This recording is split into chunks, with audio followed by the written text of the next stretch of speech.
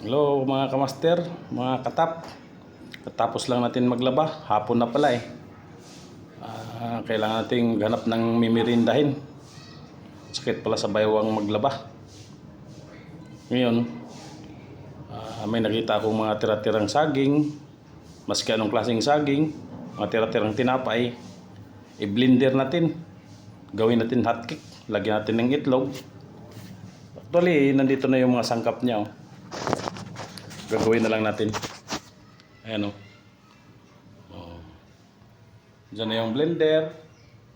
Nandyan yung gatas, saging na tira-tira, itlog, tinapay na tira-tira.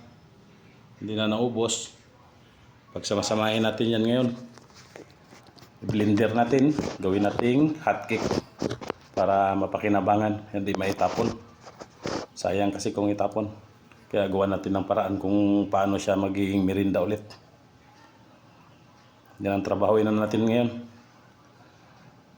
Tira lang ang tira kung anong pwedeng tirahin. Tapos na maglaba, nakapagluto na ng pananghalian, nakakain na, merinda na naman yung atupagin natin. Yan lang mga katap, mga kamaster. Maraming salamat. Bye-bye.